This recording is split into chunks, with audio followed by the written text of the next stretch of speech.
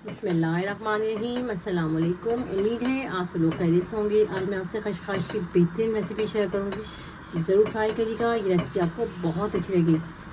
वैसे भी खशखाश को खाना चाहिए, बड़े फ़वाइद हैं इसके। सर्दियाँ स्टार्ट हो गई, लाजमी बनाया करें। बहुत अच्छी रेसिपी, ट्राई ज़रूर करिएगा। मज़ेदार से खशखाश की चटनी हमारी बिल्कुल रेडी है। बेहतरीन रेसिपी बन के रेडी हुई है, ज़रूर ट्राई करिएगा। हम अपने अल्लाह का जितना शुक्र अदा करें वो कम है। उसने हमें इतनी अच्छी अच्छी नेमतें दी हैं। खशखाश को लाजमी इस्तेमाल करना चाहिए। इतने से दाने ही लेकिन इसकी अफादियत आप यकीन करें बहुत फ़वाइद हैं, ज़रूर ट्राई करें। अगर आप चाहें तो उसका हलवा बना के भी खा सकते हैं, जिस तरीके से आपको पसंद है। सालन बना के जो जिस तरह से, लेकिन कम मसाला डालें। हेल्थ के हिसाब से भी बेहतरीन है ये रेसिपी। ट्राई ज़रूर करिएगा और अपना फीडबैक जरूर दीजिएगा ये रेसिपी आपको कैसी लगी। रेसिपी देखने के बाद अगर थोड़ी सी भी अच्छी लगे तो प्लीज़ चैनल को लाइक कर देगा, सब्सक्राइब कर देगा, वीडियो को पूरी देखिएगा। बेहतरीन चटनी बन के रेडी हुई है। एक छन्नी लेंगे, 250 ग्राम मेरे पास ये खशखाश है, आधा पाव ही। इसको आप इस तरह से छानने पहले। बहुत ही आसान तरीका बता रही हूँ मैं इसे धोने का। पहले तो देखें इस तरीके से हम सारी मिट्टी निकालेंगे। इस तरह से पानी भी हमारा ज़्यादा ज़ाया नहीं होगा और बहुत आसानी से जल्दी से हमारी ये खशखाश साफ़ हो जाएगी। ये देखिए कितनी मिट्टी निकली है। इस तरीके से पहले आप छन्नी से छान लिया करें।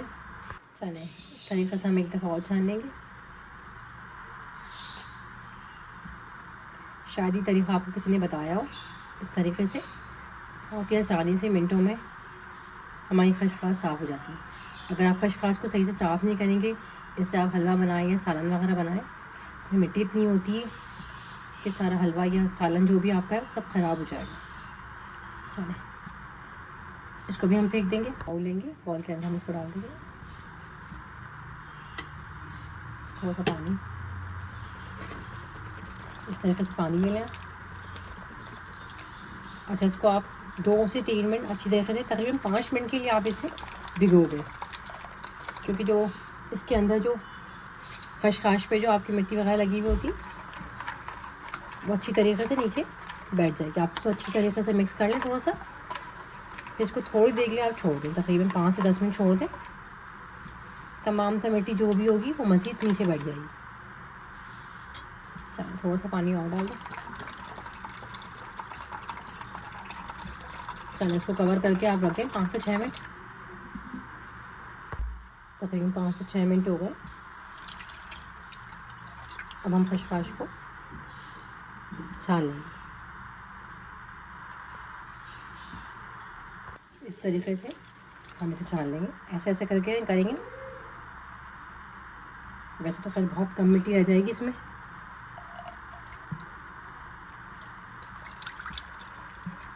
देखिए ये देखिए इसी तरीके से मैं 2 से 3 दफ़ा अच्छी तरीके से छान लूँगी। ये सारा पानी आप फेंक दें। इस तरीके से आप 2 से 3 दफ़ा और करेंगे तो तकरीबन सारी मिट्टी निकल जाएगी। धोना बस बहुत अच्छी तरीके से, जितनी इसकी अफादियत है ना, लेकिन अगर आपने इसको धोया नहीं तो सब बेकार है। इसमें मिट्टी इतनी होती है। चलो इसको मैंने बहुत अच्छी तरीके से धो लिया है। छानने से देखें मिट्टी भी बहुत कम रह गई थी। पानी देखें हमारा बिल्कुल साफ़ है। 4 से 5 दफ़ा मैंने इसको धो लिया। अच्छा, इसको पीसने का तरीका ये, अगर आप चाहें तो सिर पे पीस लें, और अगर आपको जल्दी है तो आप ये ग्लैंडर जग होते हैं ना, उसके अंदर थोड़ा सा बिल्कुल 2 से 3 चमचे पानी डाल के, जितना जग में ज़रूरत होती है बस इसका एक पेस्ट सा बना लें। अगर आप चाहें तो थोड़ी मोटी रख लें। कुछ लोग थोड़ी मोटी वाली खाते हैं और अगर कुछ लोग बिल्कुल फ़ाइन खाते हैं। जिस तरीके से आपको पसंद हो उस तरीके से आप इसको बारीक चॉप बिल्कुल ग्राइंड कर लें। मैं आपको दिखाती हूँ किस तरीके से करी मैंने। एक जूसर जग लेंगे, उसके अंदर आप ये मैंने जो धोई ना उसको डाल दें इसके अंदर।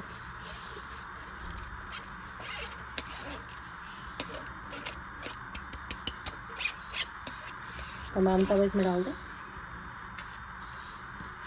जग के अंदर ही 2 ये लाल वाली हरी मिर्च है, ये डाल दीजिए, इससे कलर अच्छा आएगा। एक दरमियानी साइज़ में मेरे पास प्याज है। 3 से 4 मेरे पास साबुत मिर्च है। 4 से 5 जवे लहसुन के। इन तमाम चीज़ों को इसके साथ डाल के थोड़ा सा पानी, क्योंकि हमें इसका पीसना है हमें इसे, बस 3 से 4 चमचे पानी के डाल दें ताकि ये अच्छी तरीके से ग्राइंड हो जाए। पतीली लेंगे, पतीली के अंदर आधा कप के करीब हम ऑयल का डालेंगे।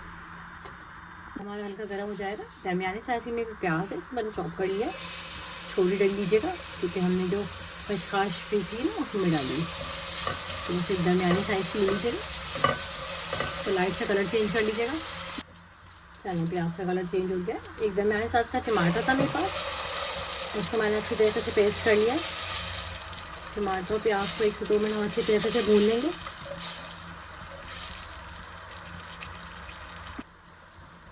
चलिए प्याज को टमाटर को मैंने अच्छी तरीके से 1 से 2 मिनट भून लिया है। अच्छा, जो हमने खसखस ब्लेंड करी थी ये डाल देंगे। अच्छा तरीके से साफ करके डाल दें।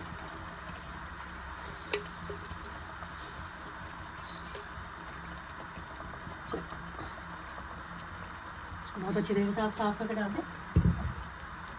थोड़ा सा आप इसको मिक्स कर लें।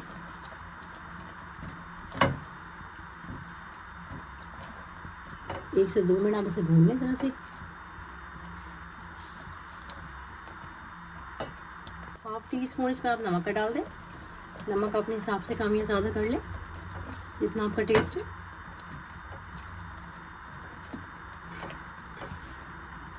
चलो 1 से 2 मिनट में इसको अच्छी तरह से भून लिया। जूसर जग का जो हमने ग्राइंड करा था उसमें थोड़ा सा पानी करके लगी हुई थी काफ़ी सारी, तो हमने हल्का सा वो पानी डाल दिया। चलो अब तकरीबन हल्की आंच पे इसको आप पकने के लिए छोड़ दें कि हल्की आंच पे पकती रहेगी। जितना अच्छा हल्की आंच पे पकेगी ना उतनी टेस्टी बनेगी। चलो तकरीबन 1 घंटे के लिए हल्की आंच पे बिल्कुल आप इसे छोड़ दें और ये आराम से पकती रहेगी। इसको आप कवर कर दें। ये देखिए तकरीबन ये खुशक हो गया, तकरीबन ये भुनने पे आ गई। अच्छी तरीके से आप इसे भून लें। देखिए इसका पानी तमाम सा खुशक हो गया। अब हम इसे अच्छी तरीके से भूनेंगे।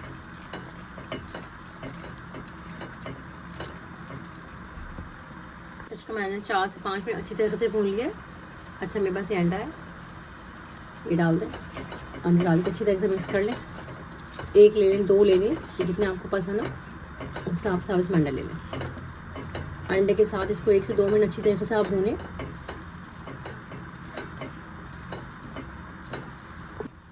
चल अंडे के साथ मैंने इसे बहुत अच्छी तरीके से भून लिया है। अंडा भी हमारा इसमें अच्छी तरीके से पक गया। बहुत अच्छी तरीके से मैंने इसको भून लिया। 5 मिनट के लिए आप इस दम पे रख दें। दाल से खसखस की चटनी हमारी बिल्कुल रेडी है। आप इसका लुक देखें, बेहतरीन रेसिपी बन के रेडी हो। ज़रूर ट्राई करिएगा और मुझे बताइएगा रेसिपी कैसी लगी। ये देखिए क्या ही शानदार बन के रेडी हुई है। रेसिपी को पूरा देखिएगा, दुआ में याद रखिएगा। आप लोगों का देखिएगा। बहुत बहुत शुक्रिया। अल्लाह हाफ़िज़।